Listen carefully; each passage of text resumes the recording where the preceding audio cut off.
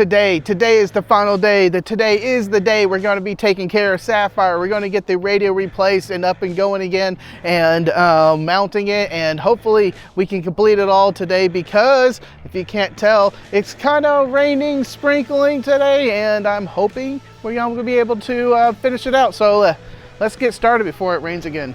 Eek! Yeah, this install did not go the way I wanted it to, so watch to the end to see what the actual big problems were. So a quick recap, my current radio in the car, this Anytone, this is the back trunk where it's mounted, and here is the power pole distribution block, which made all this really nice to plug in and unplug. Plus, I have another power pole plug if I want to plug in temporarily another radio. I really do like that. And in the front of the car, I've already removed it, but the old radio head sat here and it was very nice. Silly me, I forgot to mention that the Yaesu FTM-310D is the radio I'm going to replace this all with. I can't wait to get this into the car. And I purchased everything we're going to be talking about in this video myself. So if you want to help support the channel, links in the description below for Patreon and also YouTube members. So let's go ahead and get started. Okay, what we did here is, first we went ahead and cut off a lot of the long section of that T-wire, and then we use a coupler to solder to the ends together, and then we just melted that coupler section closed.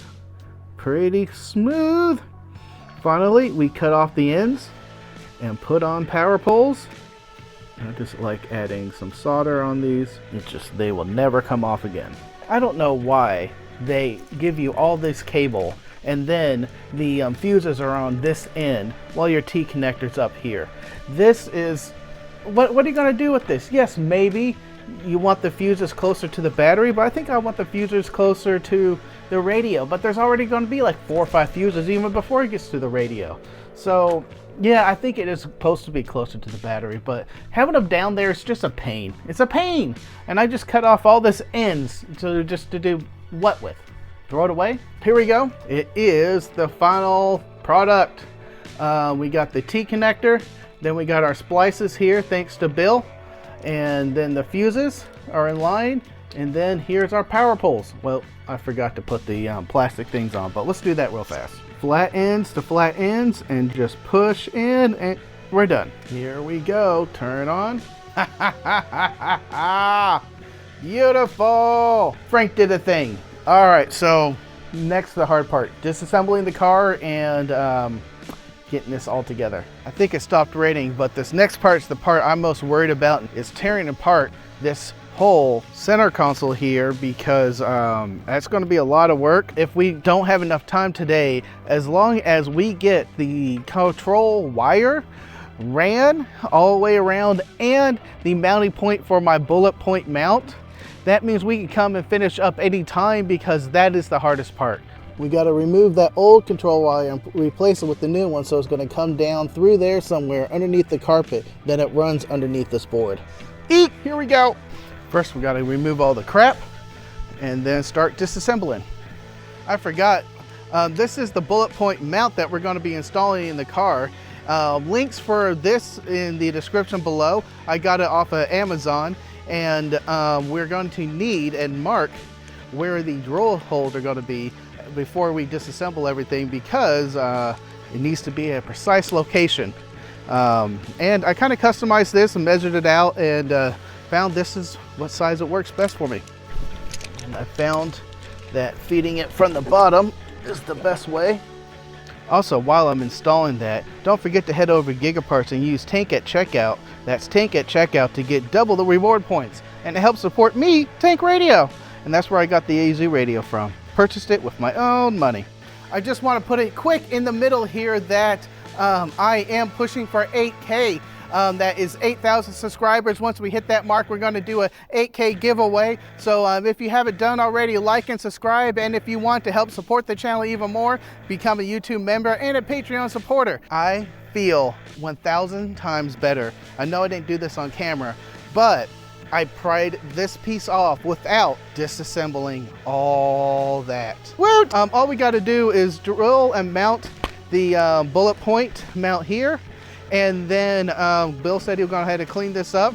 And next we're going to remove the old control cable and install the Yaesu Fangle. This is supposed to be better than a regular Cat 6 Ethernet cable. Yeah, I bought the marketing because after I install this, I don't want to rip it out, and if it then does have problems, I could go to Yaesu and go rah, rah, rah, rah, rah, rah, because I bought the extra cable for extra money. So, well, crap. I just, for testing, loosely ran this cable and it's short. I think we're going to get about halfway if we're lucky, maybe more. There's another cable that is 20 feet they do sell, and I'm going to need that, but I can't finish this now. So I think the path forward is going to be, we are going to install the radio in the back and just kind of plug everything else in and just get it there. So next time I have time and to get this part disassembled again, I just need to run the cable. So it's not a complete disaster, but it is a project ending stop. But we're going to finish up the stuff in the trunk. So next time we come back, we just run the wire, plug it in, and everything will boot. Next, all we got to do is remove the old radio, put in the new one.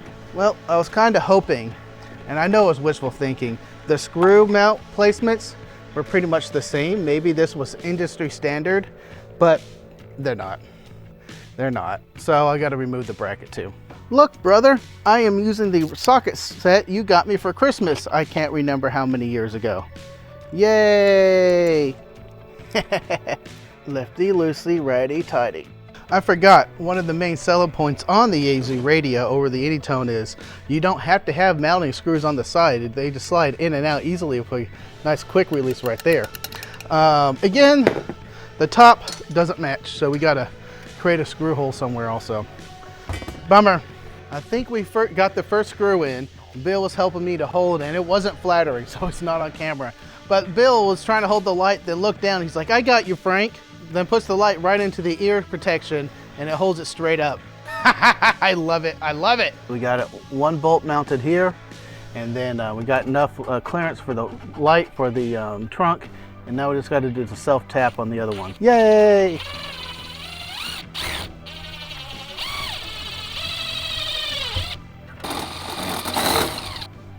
Look at this. Frank has done a thing. Mounted. Ha! All right, we got the radio up and going. We're going to do a quick test here.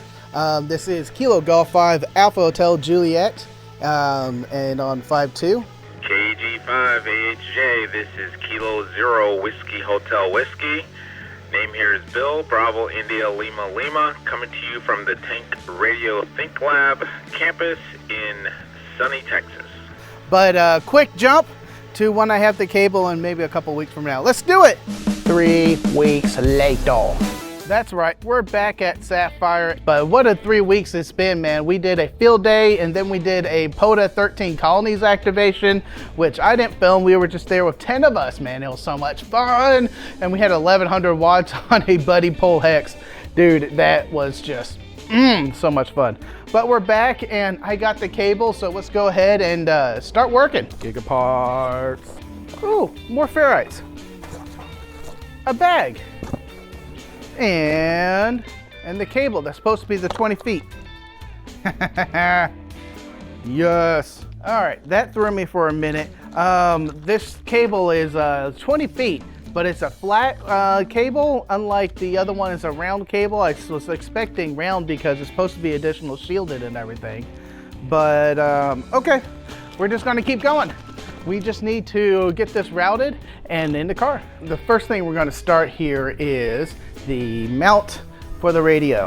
Now I'm gonna mount this by doing the screw, black washer, then it goes to the mounting hole, and on the other side, silver washer, lock nut, and then the nut. Sometimes a third hand does help, but we only have 2. Then I went ahead and cleaned up the plastic around here, so that rib is no longer going to hinder the washer and nut. Now I know some of y'all might be thinking, I went a little overboard on the locking washer because the nut has that locking plastic in it. but this is going to be sitting in the car and it's going to have vibrations over time. And I just don't want these to vibrate and start annoying me. So yes, I went a little overboard, but hopefully none of this will rattle, and that is my goal. Here we go. Here is the final product. We got the screws here, and then on the other side, all the locking washers and nuts. And ooh, I don't think that is going to be causing any issues. Let me know in the comments if I did something wrong, and y'all will probably let me know. Okay, the second hardest part is going to be running the cable. And after I get it through the console there and ran underneath the carpet, we're going to be golden, because then it's just around the frame and into the back end. 20 feet, 20 feet. This is going to work like a charm. All right, so we got blue tape all around the new and old wire. And I went ahead and pulled up the carpet and found the wire here. And when I pull, yes. All right, and pull and pull. Oh, come on, we can do it. Around the corner. Yes! And we're through. Now we just got to pull 20 feet of it. I'm so excited. It's coming together. Yes! Don't jiff that. And now just routing all under the carpet and put it down where no one steps or any fasteners get to. Pull out the old, run the new. We pulled it through the middle door jamb again, and here is the old wire. And this is why I think we're having problems. Yeah, look how pinched and indented it is. That could have caused the problems.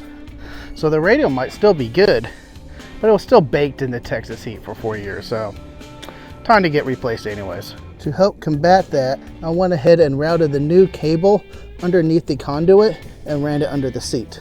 So close now. Now we're in the trunk, and with one final pull, there it is. That's what's left. I have about 3 feet of extra cable that I didn't need, so I needed 17 feet. Man, that 10-foot wouldn't have done it. Zip tie, and then we'll mount the radio. Done to routing the cable. But did you know this radio right here is can be mounted upside down or the other way around? It doesn't matter for this catch lock. It is done with both sides, because before I had the speaker facing up and I accidentally mounted it upside down and it caught it. I'm like, huh, actually that makes better sense right now to have the speaker down. Maybe get some better airflow. Who knows? Final steps, we got to put this back over here, then around this arm bar down there, and put the radio face on and turn it on and see if it works. Yay! I didn't do it. Back over here, then around this arm bar down there, and put the radio face on and turn it on. All right, here we go. Turn it on, baby. Yes. Test, test, test. This is Kilo Golf 5 Alpha Hotel Juliet radio test with a new install. Kilo Golf 5 Alpha Hotel Juliet. We got the radio done. We had to pull it out and put it back in. I say we because Awesome Bill helped. We also left accidentally a little space right here. And when we were talking about it, and we're like, you know what, that might be nice just to have a little bit of extra room for a little vibration, so it's not constantly going because that will annoy me. Button up time. Yeah, just got to put all the brackets in and put the copper back, and I'll be done. We all know what final sound that we need to end this on, right? She's so beautiful, or so I thought. The long wire kinda did not work, and let me show you what's going on. The radio turns on fine. However, anytime you hit a button, it blinks off and then it comes back. We saw this behavior also with the 10-foot wire. However, that was because my battery at the time was low for the car, and we since replaced it, and that's gone. That issue went away. But with the 20-foot cable, this is kind of back, so we're kind of thinking that this might be a power issue. We went ahead and reached out to Gigaparts, and they confirmed. They talked to Yaesu and said, yes, this is the correct cable for the radio. It's been a number of weeks since I installed this, and I put ahead and just ran the 10-foot cable through the car again. But now I'm going to try to take it out and replace it with something. I don't know what I'm going to do it with yet. I'm just going to pull it out and put a piece of twine where it ran, so I can go ahead and pull it through once I get ahead and another cable. So once that does happen, I'll let you know. But unfortunately, the install is not complete yet. All right, the final prover. I pulled out all 20-foot cable, and I am plugged directly into the radio in the car. Let's turn it on and see what happens. So this will prove that it wasn't the install or anything in the vehicle affecting the wire, hopefully. Nope, it's the wire. It's the wire, it's the wire, it's the wire. So thank you for watching, I really do appreciate it. I hated to end on that bummed note, but yeah, sometimes projects go like this and you just gotta overcome it somehow and keep going and figure out a solution, which my solution is, I don't know yet. I'll make another video when it gets there, but right now I'm running the 10-foot through the middle of the car and it's not what I wanted. Oh well, other than that, the radio's been fun. So thank y'all for watching, I really do appreciate it. Thank you to all my YouTube members and supporters. If you want to support me and keep the channel going, links for that are below. And as always, go forth and conquer.